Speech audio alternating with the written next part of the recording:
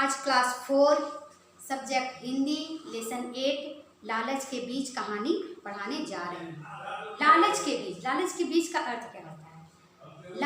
लालच और कंजूसी दो ऐसे अवगुण हैं जिसकी वजह से मनुष्य को नुकसान या हानि उठाना पड़ता है। उदारता और दयालुता दो ऐसे गुण होते हैं जिसके वजह से मनुष्य को सबका लोकप्रिय बना देता है। तो लालच और कंजूसी से संबंधित हम लोग इन्हीं दो बातों को के बारे में इस कहानी के माध्यम से हम लोग पढ़ेंगे। सुंदरपुर एक गांव था। उस गांव में एक बहुत ही अमीर व्यक्ति रहता था, उसका नाम था धनीराम। और वो उस गांव का क्या था? जमींदार था। उसके पास धन दौलत की कोई कमी नहीं थी। उसके पास गांव का अधिकांश जमीन, मतलब गांव का ज़्यादा से ज़्यादा जमीन उस जमींदार के कब्जे में था। एक बार क्या हुआ, उस गांव में बहुत लंबे समय तक वर्षा नहीं हुई, बारिश नहीं हुई। गांव के किसानों ने जो बीज, जिसके पास जो जमीन था, गांव के किसानों ने जो बीज भी बोए थे वह वर्षा ना होने के कारण क्या हो गया, जमीन में ही क्या हो गया, सूख गया। और फसल ना होने के कारण किसान क्या हो गए, बहुत परेशान हो गए। वे सब गांव वाले सभी इकट्ठे होके, सारा किसान एक बार सब इकट्ठा हुआ और वो लोग सब मिलके जमींदार के पास गया और जमींदार से जाकर प्रार्थना करने लगा कि हम पर बहुत बड़ा मुसीबत आन पड़ा है। आप वर्षा ना होने के कारण हमारे खेतों में फसल नहीं हुई है, इसलिए आप एक काम कीजिए, हम लोग को थोड़ा सा अनाज दे दीजिए। यदि आप हमारी सहायता करेंगे तो हम खूब मेहनत करके आपका उधार को क्या करेंगे, आप जो अनाज देंगे उसको हम क्या करेंगे, आपको लौटा देंगे।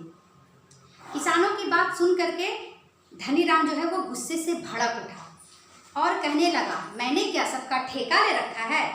तुमने अपना अनाज बचाकर क्यों नहीं रखा? वो गुस्से से बोलता है, यह तुम्हारी गलती है, तुम ही इसे भुगतो, मैं तुम्हारे कोई मदद नहीं कर सकता। जमींदार की ऐसी कड़वी बातें सुनकर सारे गांव वाले क्या हो गए, उदास हो गए, निराश हो गए और वो वहाँ से चुपचाप धीरे धीरे वहाँ से सब चले गए। अचानक से गांव में क्या हो गया, वर्षा ना होने के कारण, फसल ना होने के कारण सभी वहाँ क्या पड़ गए, गांव में अकाल पड़ गया। तो सारे गांव वाले क्या करने लगे, वो काम की तलाश में गांव छोड़कर शहर जाने लगे। वो लोग वहाँ से, गांव से सब लोग, सारे किसान क्या हो गए, शहर चले गए। एक दिन एक साधु उधर से जा रहा था। तो उसने जब वो जाते हैं तो जब उस गांव में जब वो आया तो वहाँ पर क्या हो गई, अंधेरा हो गया, शाम हो गया, रात हो गया। तो साधु ने सोचा कि मैं रात भर इसी गांव में रुक जाता हूँ, किसी भी घर में जाके आश्रय मांग लूँगा और मैं इसी गांव में रुक जाता हूँ। तो वो क्या वो जब इधर उधर देखता है तो सभी घर में बड़ा बड़ा ताला लगा हुआ है। साधु बहुत हैरान हो जाता है और वो सोचने लगता कि आखिर गांव वाले सब गए तो गए कहाँ।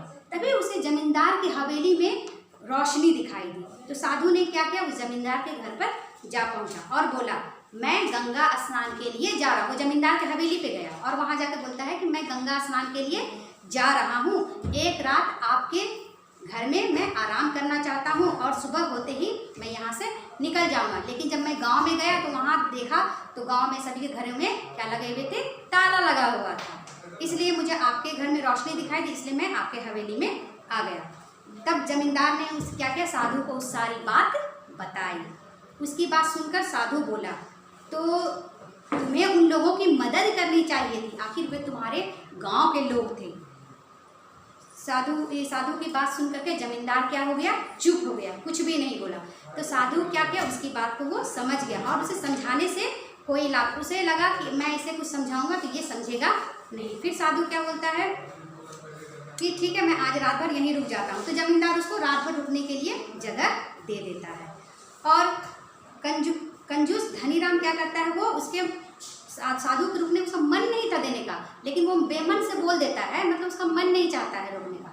तो वो उसको बोलता है, ठीक है आज आप यहाँ रह लीजिए, उसके बाद सुबह में आप यहाँ से चले जाइएगा। तो वो उसको एक छोटा सा कमरा दे देता है रहने के लिए। साधु आराम करने लगता है कमरे में। अचानक से आधी रात को अचानक से धनीराम के पेट में क्या होने लगता है, जोर का दर्द होने लगता है और वह अपना पेट को एकदम पकड़े हुए दर्द से चिल्ला रहा था। उसकी आवाज़ सुन करके साधु की नींदें क्या हो गई, आंखें फूल गई। वह उठ करके जमींदार के कमरे में पहुंचा। उसे दर्द में तड़पता, जमींदार को दर्द में तड़पता देख करके साधु ने क्या कहा, उसके नौकर से कहा कि जाओ मेरे कमरे में एक पोटली रखी होगी कपड़े की, तो वो पोटली को तुम ले आओ, मैं इसे क्या दे दूंगा, दवा दे दूंगा। नौकर दौड़ करके वो साधु के कमरे में जाता है, वहाँ से वो पोटली लेकर आता है।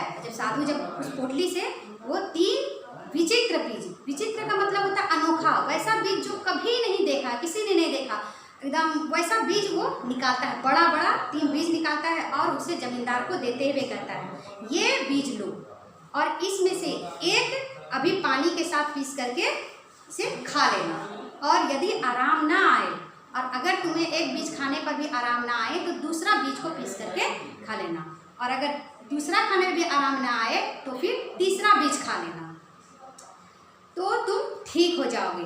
परंतु एक बात का ध्यान रखना। बोला लेकिन तीनों बीज खाने से पहले एक बात का ध्यान रखना कि ये बीज जो है ये दुर्लभ बीज है। दुर्लभ का मतलब होता है बहुत मुश्किल से मिलने वाला। तो अगर पहले बीज से ठीक हो जाओ तो दो बीज को नहीं खाना, मतलब उसका सेवन नहीं करना और मुझे वापस लौटा देना। यह कहकर साधु क्या करता है, अपने कमरे में वापस चला जाता है। जमींदार की पत्नी ने उसे एक बीज पीस करके पानी के साथ दे दिया।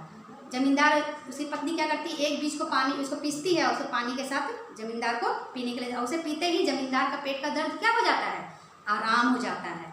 अब लालची जमींदार के मन में ही उसका तरह तरह का सवाल आने लगता है। वो सोचने लगता है कि यह ऐसे दुर्लभ बीज भला मिलेंगे कहाँ। तो उसने क्या किया, क्यों न मैं दोनों बीज को इसे मैं छिपा करके रख दूँ, ये कहकर, और जब साधु मुझसे पूछेगा तो जब मैं उसे कह दूंगा कि मैंने तीनों बीज क्या किए, पीस करके पी लिए। मुझे पहले बीज से आराम नहीं आया इसलिए मैं क्या किया, दूसरा बीज पीस लिया, दूसरा भी आराम नहीं आया तो मैंने तीसरे बीज को पीस के पी लिया, तीनों बीज को मैंने पीस के पी लिया। ये मैं साधु से कह दूँगा, वो मन में सोच रहा था ये बात। तो और उसने क्या किया, वो दोनों बीज को वो क्या किया, उठाया और जा करके अपने तिजोरी में, तिजोरी समझते हो ना, जहाँ पे सोना चांदी पैसा रखा जाता है, तो वो तिजोरी में वो रख दिया। अगले दिन सुबह जब साधु जमींदार के पास आया हाल पूछने के लिए, आखिर आपका पेट का दर्द कैसा है, तो बोला कि हाँ ठीक है, मैंने उन तीनों बीज को खाने के बाद मुझे बहुत चैन मिला, बहुत आराम मिला, मैंने तीनों बीज को खा लिया। ये बात किसने कहा, जमींदार ने कहा साधु से। जमींदार की बात सुनकर साधु क्या हुआ, मुस्कुराया और उसे कुछ भी नहीं कहा और वह कुछ देर के बाद वहाँ से वो चला गया। साधु के जाने के बाद वो जमींदार क्या हो गया, बहुत खुश हो गया। वह सोचने लगा अब मैं उन बीजों को किसी और को और इससे ज़्यादा दाम में मैं क्या करूँगा, इससे बहुत ज़्यादा मुँह मांगी रकम, मतलब मैं जो चाहूँगा उतना रकम हमको, उतना पैसा हमको इस बीज का मिलेगा, उसे मैं बेच दूँगा। जैसे ही वह उन बीजों को देखने के लिए जो तिजोरी में रखा था, वो जब बीज को देखने के लिए तिजोरी खोलता है तो वो देख करके तो उसका दिमाग घूम जाता है। क्या होता है, तिजोरी में जो रखा हुआ उसका सारा धन, पैसा, जेवर, सोना चांदी सब क्या हो जाता है, काला पड़ जाता है, और साथ ही साथ पूरी तिजोरी से बदबू आने लगती है। एकदम बदबू मतलब अच्छा नहीं लगता, वो खुशबू जो आता है ना, तो मतलब वो दुर्गंध आने लगती है, अजीब तरह से दुर्गंध आने लगती है। और जमींदार और वहीं पर वो देखते देखते उसको तो समझ में नहीं आने लगता है आखिर ये हो क्या रहा है। उसने गुस्से में आकर क्या किया, उन बीजों को निकाला और निकाल कर वो क्या करता है, अपने घर के आंगन में फेंक देता है। और जैसे ही वो बीज को आंगन में फेंकता है तो उसके घर में अनाज का बहुत भंडार रहता है। अब वो जाकर उस बोरी में, अनाज का बोरी सब में वो बीज जो है वो लग जाता है। जैसे ही वो बीज जो है वह बोरी में लगता है तो अनाज क्या होने लगता है, धीरे धीरे सड़ने लगता है, और उसके बाद धीरे धीरे वो अनाज की बोरी सब सड़ने लगता है। धीरे धीरे उसका हवेली का दीवार सब में, दीवार सब, कपड़ा सब में सब वो क्या होने लगता है, धीरे धीरे काला पड़ने का, सारा घर का बर्तन सब काला होने लगता है। यह देखकर जमींदार क्या हो जाता है, घबरा जाता है और वो रोने लगा। और उसने क्या किया, तुरंत अपने नौकरों को वो आदेश देता है, ऑर्डर देता है, बोलता है कि जाओ जल्दी से उस साधु को ढूंढ करके लेकर आओ। आखिर वो नौकर जब वो ढूंढने के लिए आता है, आखिर शाम तक में वो साधु को वापस ढूंढ करके ले आता है। और साधु को देखते ही जमींदार क्या करता है, उसके पाँव में गिर जाता है और उससे माफ़ी मांगने लगता है। और तब साधु से पूछता है कि जमींदार ने उसको रोते हुए बताया कि मैंने 2 बीज जो है वो गुनाह कबूल करता है कि मैंने आपसे झूठ बोला था कि वो बीज मैंने खा लिए थे, वो बीज मैंने छिपा के रखे थे। तो लेकिन तब वो साधु उसको बोलता लेकिन तुमने तो कहा था कि वो बीज तुमने खा लिए हैं। तो बोलता है महाराज मुझे माफ़ कर दीजिए, मैं लालच में पड़ गया था, मुझे लालच हो गया था, इसलिए मैं आपसे झूठ बोला। अब साधु ने कहा कि वे बीज जो थे वो साधारण बीज नहीं थे, वे दुर्लभ बीज थे और तुमने उसका गलत इस्तेमाल किया और इसलिए तुमने क्या किया, दूसरों का भी हिस्सा क्या अपने पास रखना चाहा, तुमने मुझसे झूठ बोला। और झूठ का रंग हमेशा कैसा होता है, काला होता है, इसलिए तुम्हारी सारी चीज़ें क्या हो गई हैं, काली हो गई हैं और उससे क्या आ रही है, दुर्गंध आ रही है। जमींदार अब धनीराम अब साधु की, अब वो जान चुका था कि उसका समझ में आ गया क्या कि वो मुझसे झूठ क्यों बोल रहा था। तब साधु उससे क्या करता है, साधु उसे भविष्य में कभी भी लालच ना करने का उससे वादा लेता है और फिर वह उसे कहता है कि जाओ अपने गांव वालों की क्या करो, मदद करो। तब वो अपने नौकरों को, जमींदार क्या करता है, अपने नौकर को वो भेजता है और बोलता है जाओ जितने भी गांव वाले यहाँ से गए हैं सभी को वापस बुला करके ले आओ। और सबको वापस बुलाता है और सभी के लिए वो क्या करता है, अपने गोदाम जो अनाज जो बना रखा था बचा करके, वो सभी गांव वालों के लिए वो क्या करता है, वो गोदाम खोल देता है। और जैसे ही वो खोलता है तो वो धीरे धीरे उसका सारा हवेली का सारा जो भी चीज़ काला पड़ा था वो धीरे धीरे क्या होने लगता है, ठीक होने लगता है। और सभी गांव वाले जो हैं जमींदार के जमींदार में आए परिवर्तन, मतलब बदलाव को देख करके सभी गांव वाले क्या हो जाते हैं, खुश हो जाते हैं और जमींदार उस दिन के बाद से वो कभी भी लालच नहीं करने लगता है। तो इस कहानी से हम लोग क्या सीखते हैं कि हमें कभी भी लालची नहीं बनना है, कंजूस नहीं बनना। जो चीज़ हमारे पास है अगर उससे हम किसी की मदद कर सकते हैं तो उसे ज़रूर मदद करना चाहिए। तब किताब में सारा वर्ड मीनिंग शब्दार्थ दिया हुआ है, इसे अच्छे से आप याद करेंगे और कॉपी पे लिखेंगे।